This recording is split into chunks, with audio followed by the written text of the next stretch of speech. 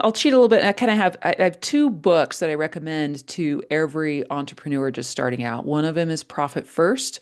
I apologize, I'm blanking on the author right now. It's a last name that I don't pronounce very well, but his first name is Mike. Profit First, it really reoriented my again, coming from the corporate world, in the way of they're doing finances, in this book, Profit First, it really kind of turned my perspective upside down on how to structure my budgets and my finances to make sure that, the number one reason for me being in business is for me to bring a paycheck home. Ultimately, I have to support my family. And so I really enjoyed that book, and it has given me a different perspective on how to manage my company's cash and Mm. budgets and whatnot. And really the bottom line is any entrepreneur, you have got to have a handle on your cash situation and how to do your finances and budgeting. Because if you mess that up, it doesn't matter how good your idea is. If you run out of cash at the end of the day, you're gone.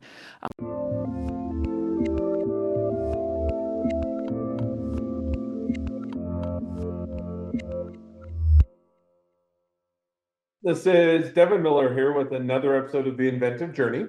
I'm your host, Devin Miller, the serial entrepreneur that's grown several startups into 7 and 8 figure businesses, as well as the founder and CEO of Miller IP Law, where we help startups and small businesses with their patents and trademarks. If you ever need help with yours, just go to strategymeeting.com, grab some time with us to chat, and we're always here to help.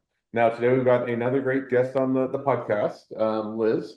And Liz is going to be talking a little bit about her journey, including starting in high school, being fascinated with biology and going off to BYU to study that before moving over to doing business and then coming out and working for Franklin Covey, finding that she didn't love the hours of the lifestyle, so went back, got an MBA, took a bit of a break, started a family, had some kids, and did that for a few years, and then wanted to have an opportunity while still being available for kids. So started doing some businesses on Amazon and doing sales, and then from there grew into marketing and doing some acquisitions before taking on the consultancy role, which is what she's doing today. So with that much as a quick introduction, welcome on the podcast, Liz.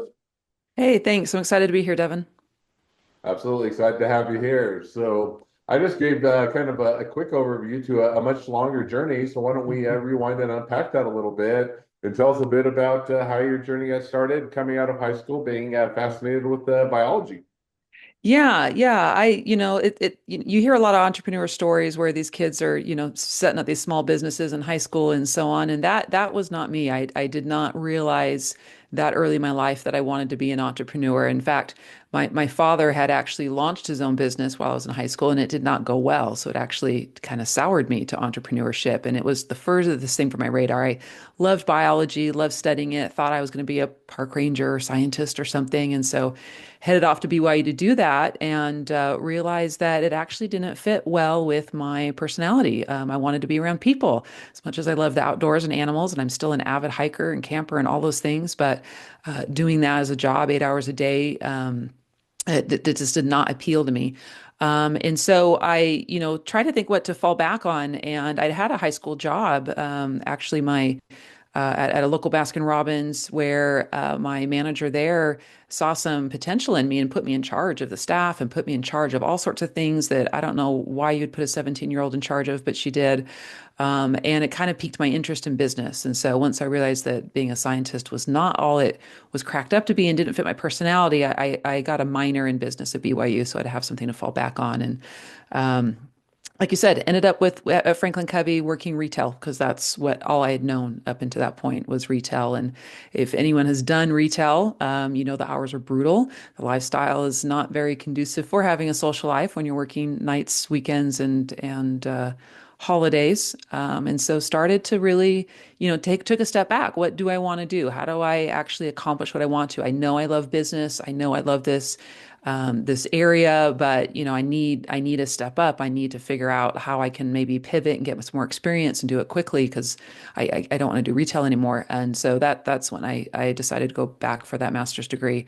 Um, So now, uh, just wi- before or unpacking yeah, that a little bit, so you yeah. came out, you're undergraduate, you started out in biology, switched it to kind of go into more of the business route. Now, how long did you work for Franklin Covey, or kind of what or how or what period of time was that for the journey? Yeah, so I worked in retail management for Franklin Covey for about 2.5 years. Assistant manager in a store in Arizona, and then store manager in my own store in St. George. It was while I was in St. George, I realized that, this is not what I want to do for the next 20 years, and started looking for options. Now, and you touched on it a bit, but kind of what was it? Was it the lifestyle? And I know you touched on it, but lifestyle, the hours, the type of work, the people you're working for, the type of, responsibilities you had. Because I think, flavored in there, and you Mhm. definitely correct me if I'm wrong, there was also, I think, an overlay of wanting to start a family, kind of going down that route. And so kind of maybe unpack that a bit as to kind of Yeah. how that all interplayed into the shifting a bit in direction.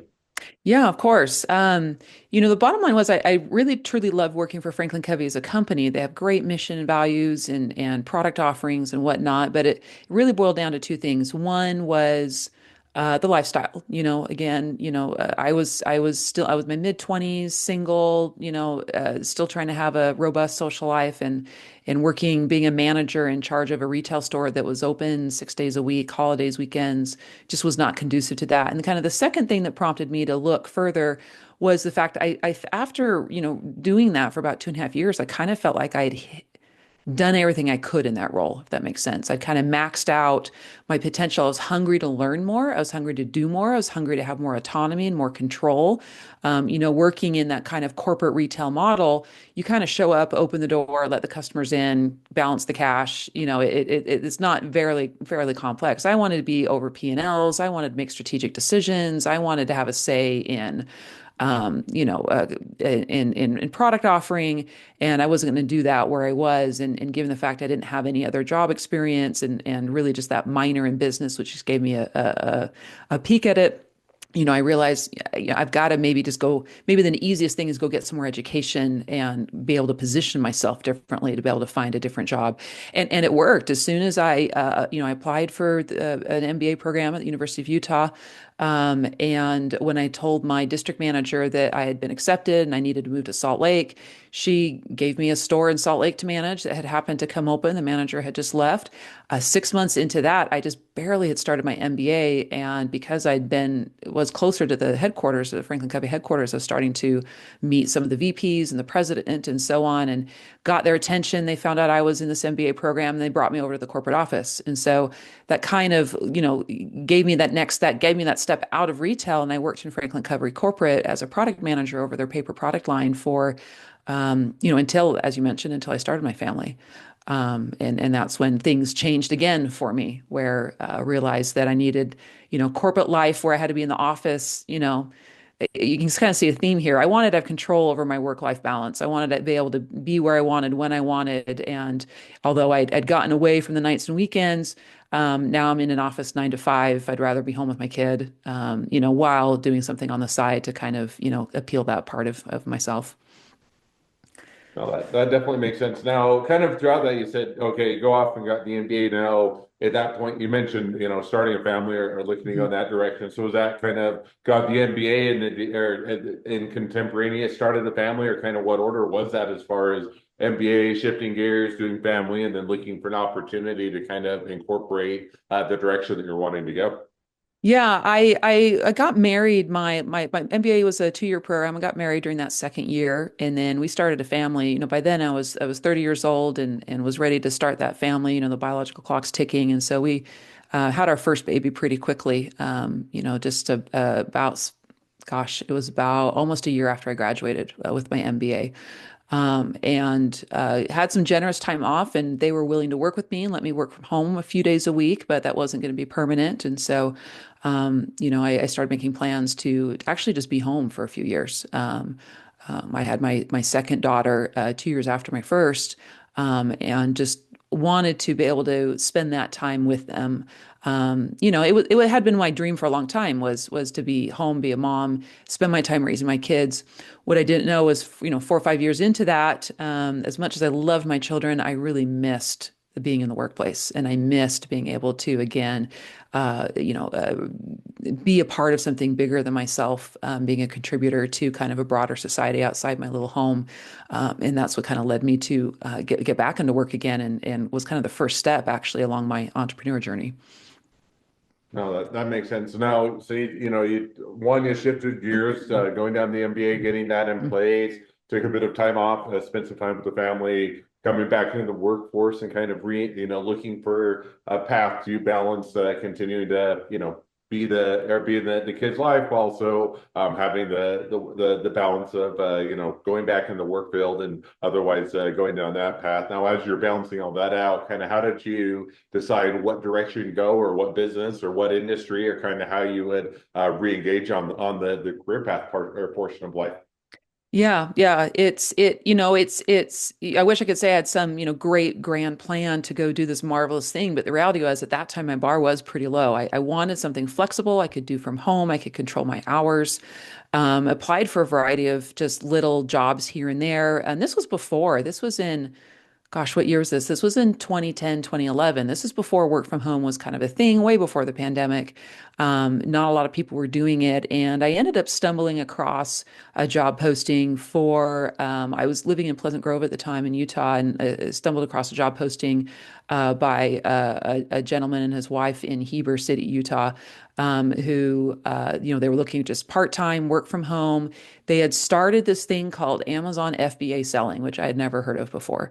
And they had, it was during the time where I tell people now that was if you list it, people will come and buy. It's a time of Amazon's journey, and they had managed to start this little business. They were doing $1 million in sales, and they realized they had something going on here and needed some additional help to continue growing. And so they were looking for just kind of part time. They were actually looking to they were all about kind of, family work-life balance, and were looking for, anyone who was just willing to work part-time from home and just contribute as they could, and was willing to work with me and train me on all things that they knew about Amazon. And um, it was a great opportunity. It helped me balance my lifestyle. It got me back into work again, and it taught me something new. And it definitely lit a spark. A spark was lit and fanned it into a flame as I actually learned to love.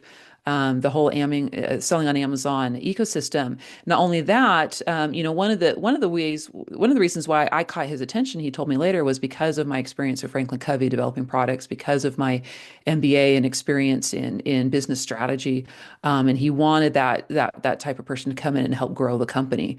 And so it did turn into a nice longer term opportunity, and he gave me a lot of autonomy and control. And in that business, I worked for them for 4 years, and in that business, I learned how to set up LLCs. I learned how to launch new, products on my own as a small company instead of a big public corporation. I learned how to take all those skills I learned in the retail and in my corporate job, and how to apply them to small business areas. And it really lit this fire and passion under me that, gosh, this is what I want to do. This is the ultimate way to have control of my life, is to run this business of mine and be able to make these big decisions, that help us get products in front of consumers. No, and so you go down that path, and kind of, because I think at some point you started to shift a bit as far as kind of the direction, and eventually led you to what you're doing today, which is Hmm. consulting. But I don't think, if correct me if I'm wrong, I don't think you jumped into consulting right off the bat, or rather worked with them. So kind of walk us Exactly. through what was that path to move you towards consulting, which is what you're doing today. Kind of how did that iterate Hmm. through things? Yeah, so about 3 years into my time with this local company, and we grew the business into a $15 million business in about 3, 4 years. And so it took off quite rapidly.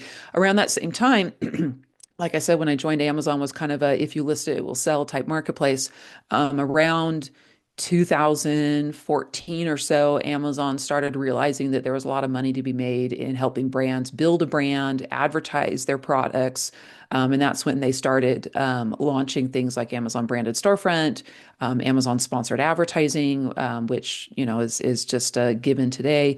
Because a lot of my background was in marketing, in both in school and what I was doing with Franklin Covey, I was really intrigued with this advertising platform. I really wanted to dive in and focus on building brands.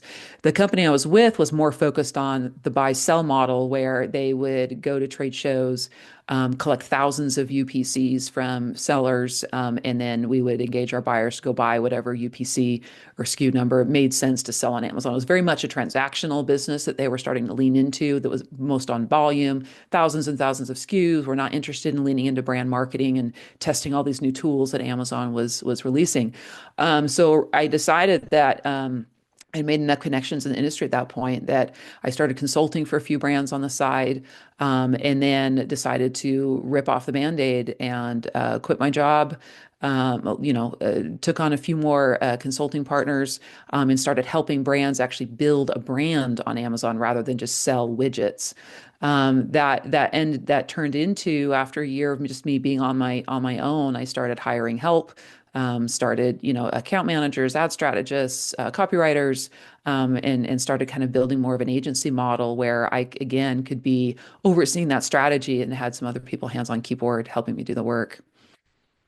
Now, and just you touched on it a bit. What was kind of the motivation or kind of going into the consultancy route? In other words, you had a lot of what it sounds like a good traction, built quite a bit of sales over a reasonably short period of time. And what was kind of the tipping point or the reason you said, "Hey, this is going well, but I'd rather kind of go down the consultancy route and go in that direction." It was kind of, I would say maybe three things. One was I wanted to have that autonomy in my life. I saw this opportunity to have even more autonomy than I had, where I could make my own decisions, build my own business, be in charge of what it was I wanted to do, what kind of work I wanted to do. And so I was attracted to that autonomy. Two, I really wasn't in line with the vision that our company was pivoting to. It just did not excite me. Selling widgets, selling just SKUs for the sake of selling a SKU did not make me happy. I wanted to tell stories. I wanted to build a brand. And so I wasn't finding as much satisfaction in my job anymore. And then number three, frankly, I realized I could make more money, if I was on my own and doing my own thing. Right. So you say, okay, hey, not necessarily have the full satisfaction, can make more money, have a better option and opportunity. So you kind of go down that road or open up the consultancy now, going down that route. How did it go? Was it something where rocket ship to the top and more money than you knew what to do with and more customers and clients, or took a bit of time to get your footing, or still figuring things out, or kind of maybe catches up today or Yeah. catches up how things got started and how it's evolved to where it's at today? Yeah, I took it slow. I wanted to bootstrap the business and just kind of, grow it as I grew income. I would then add services and add people. And so it was kind of a slow and steady growth. I did, start doubling sales year over year. I started building it into more of an agency model. So that was pretty exciting. Um, it, um, it about 2019, 2020, I got to the point that I realized that, okay, if I want to continue to build this business even larger, I felt at that point that I either wanted a business partner to complement, some of the weaknesses I had, and I'd bring my strengths and they bring their strengths. We could build something even bigger together. And so I started thinking about, do I bring on a partner? What would be the right partner? Partnerships are scary, especially if you don't know the person well, and started putting out a few feelers, as to opportunities to either bring in a partner or join even a larger agency. As I started having conversations with my friends in the space, um, one came back around and said, actually, we are very interested in working with you. Kind of long story short, it led to an acquisition by one of the most well-known Amazon agencies in the space at the time, which was Buy Box Experts. And so I came on board with them as a full partner, and stood up. They at the time, one of the reasons why they were interested in me and my agency is I was focused a lot on Amazon advertising, and they were just barely starting to build that. And so I came on board with them. And again, I had some of the best business partners in the space when I joined Buy Box. I'd known them for years. We were very like-minded. Very, it let me keep my autonomy, my work from home. We were just very like-minded in what we wanted to do, what we wanted to accomplish, and how we wanted to do that. And I basically was given charge over the advertising advertising arm of the business for Buy Box, which, so I kept my autonomy, was able to continue to set strategy. I built that team from, 2 or 3 people to 30 advertising managers over the course of a few years, and became kind of a powerhouse in the space for Amazon advertising. So it was exciting again to be a part of something a little bit bigger than myself, but also maintaining that control as a partner and owner of the line of business that I was in.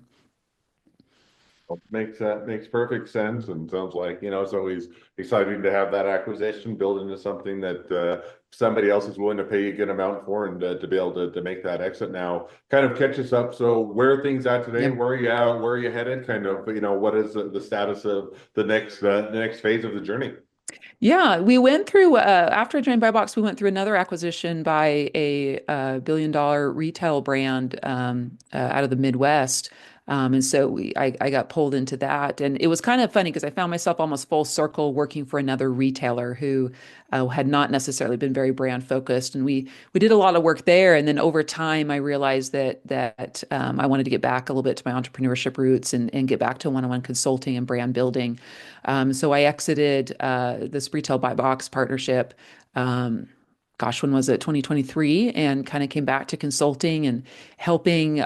Today I'm helping brands, figure out what their Amazon strategy is, how do they get started. I'm working. My main gig right now is actually I'm working with a retail brokerage called Nile Commerce. They kind of came to me with a similar problem of, hey, we're really good at retail brokerage services. Get lots of products in at Walmart. We're not very good at e-commerce. Can you come in and help us build some e-commerce services? And so I'm helping them build their e-commerce division. And so it's almost like I went full circle from going from a retailer to now building out another kind of e-commerce agency, providing full agency services, which has been kind of a fun place to be in, and take all those learnings that I've gained over the last 10 years or so, and reapplying them to another e-commerce startup has been really fun. And I do some advisory work and consulting on the side as well for brands in the space who are trying to get started and figure out where their niche is in this Amazon space. Oh, sounds like a good direction, and a lot of good opportunities. So now if you're to kind of, piggybacking on a bit of that, looking out to the next, 12, 18 months, kind of where things are headed, or kind of where the opportunities might lie, kind of where do you see that next phase headed for you? Yeah, the Amazon space is so interesting and fun right now, and really a lot of the movements happening in the retail media space where, even as I've been reading a lot of the news lately with the tariffs coming in, and companies are looking to cut budgets as they've got increased cost of goods and uncertainty around inventory. And as I was reading some of the reports, retail media, which is basically advertising that happens on marketplaces like Amazon.com, Walmart.com, Best Buy, Lowe's, Home Depot. They all have these advertising platforms where you're able to put your product in front of customers who are shopping on those sites. That seems to be one of the last places that brands are looking to cut costs, as they're trimming some of those expenses due to tariffs and other things. And so retail media is really kind of this next big, well, it continues to be this big opportunity where brands are reallocating dollars from traditional linear TV to things like streaming and connected TV through these retail media partners like Amazon and Trade Desk and others, and Walmart Connect. And so I'm very interested in continuing to help brands kind of figure out how to navigate that ecosystem of what does it look like to dive into this new type of media. One of the really exciting things that have come out recently too is Amazon has released some more just a data clean room that's giving us so much more access to data points where we can see full customer journey, which is so exciting. If you think back 40 years ago, and maybe getting a little off topic here, but 40 years ago, advertising was in the newspapers, it was TV, it was billboards. You had no idea what the customer was doing, what they saw. And now we're moving to the space where I can tell you that a customer first saw this video, then clicked on this ad, and then went to this website, and now they're purchasing my product or looking at my product. And this closed loop data analysis has been really exciting. And so kind of continuing to help brands lean into that opportunity with retail media. Awesome. Well, sounds like it'll be an interesting and fun path to continue to explore and pursue. And so it'll be fun to see how it continues to play out and evolve.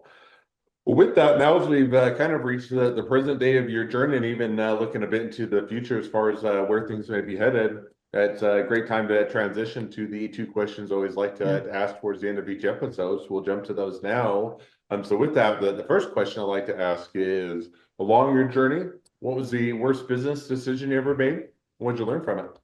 Yeah, yeah. You can always sort through. So there's always bad decisions that happen in these journeys. And I was trying to pick through what I thought was one that I had the most learning from is once I entered into a joint venture where instead of the traditional, shares being vested over time, a 12-month cliff and 4-year vesting schedule, which is pretty traditional. I wasn't totally aware of that yet. I was kind of new to this idea of getting equity and stock in other companies and a little bit unclear as to what the expectations should be. So instead of that traditional vesting schedule, they wanted the shares to vest upon a funding event. And it was sometime in the future. And at the time, it sounded good. It felt like we had a great opportunity and we were going to be actually, they had a funding round planned. And so I thought it was going to be, 6 to 12 months and I'm golden. Well, the economy changed, things tanked. They decided to hold off for several years. Long story short, I ended up leaving that company without vesting anything because they had not had that ownership, that change of ownership or that funding round. And so I learned a couple things. I learned that have a lawyer look over all these agreements. It's just you don't know what you don't know. Sometimes I was young and naive at the time, and just didn't know what I didn't know, that I could have negotiated and fought for something that would have actually accurately represented the time I put into the company as well as the talents and other things that I left with it. And so, I learned, financial agreements should never be made on a handshake. You've got to have something in writing, and you really do need to have someone beside yourself perhaps reviewing that agreement who's familiar with the space and letting you know, is this good? Is this not good? Is it representing your interests or not? Hmm. Yeah, and that's kind of one where it's kind of sometimes you get that school of hard knocks, and you think, hey, everybody will be honest or they will be forthright. And it's not always even just that people are intending to be dishonest. It's everything from people may remember things differently, things may Exactly. evolve, recollections change, or circumstances change, and the best intent, may not play out, whether it's by intent and someone's, trying to get around that, or they just simply have difference in recollection. So I'm, always a Exactly. proponent of getting things in writing is always a beneficial and making sure to avoid those issues. So definitely, an easy mistake to make, but also a great one to learn from. Yeah. So with that, now to jump to the second question I like to ask. So now if you're talking to somebody that's just getting into a startup or a small business, what would be the one rule of thumb that you'd recommend? So I'll cheat a little bit. I have two books that I recommend to every entrepreneur just starting out. One of them is Profit First. I apologize, I'm blanking on the author right now. It's a last name that I don't pronounce very well, but his first name is Mike.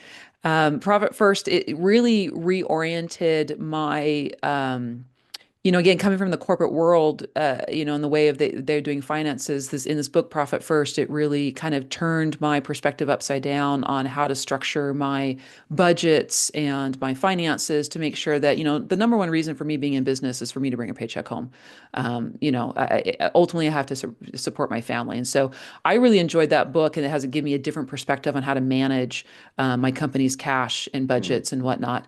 And really the bottom line is any entrepreneur, you have got to have a handle on your cash situation and how to do your finances and budgeting. Because if you mess that up, it doesn't matter how good your idea is. If you run out of cash at the end of the day, you're gone. If you're not a finance person, find a smart accountant or partner or someone who is a finance person who can take that load off of you. But you need to be involved and understand it, and have visibility as to what's going on finance wise. The second book I recommend to entrepreneurs is E-Myth. And that is by Michael Gerber. That is one I've read over and over and over again. And one of the biggest pitfalls I see entrepreneurs doing is they see building business as just creating another job for themselves, and they're not actually well suited for all the many hats a business owner has to wear, which is marketing and sales and operations and employee management. And eMyth, it does a really good job of kind of pulling you out of that trap of, I really just want to create something where I can do what I love all day long, into this is what it looks like to be a business owner. You can't just ignore all these business functions and only do your favorite thing. He uses this explanation of, the lady who opens a bakery because she loves to make pies and then realized she was a terrible business owner. And he walks her in this fable, he walks her through how to actually become a good business owner. But those two books, I think, kind of set that stage for making sure you're going to business for the right reasons, you have the right systems in place, and that your finances are in a good place. So that's Profit First and E-Myth are those two books I always recommend to new business owners. Yeah, and I love both of those books. And the Profit First is one where it makes sense when you read it, yet it's one of those where oftentimes you don't put profit first, or you look to Mhm. run the finances based on a need basis, not setting it up to pay yourself what you're really set out to do. And so I love the spin or the approach that they take on that, as well as the E-Myth is another great one that gives a lot of good guidance as far as how to approach that, and how to start a business. So both of them are great recommendations, are good ones to review as you get started. Well, now as we do wrap towards the end of the episode, if people want to reach out to you, they want to be a customer, they want to be a client, they want to be an employee, they want to be an investor, they want to be your next best friend, any or all of the above, what's the best way to reach out to you, contact you, find out more? Yep. I always love meeting new friends. Definitely feel free to reach out. You can find me on LinkedIn. It's Liz Adamson. You can also email me at liz@emaconsulting.co.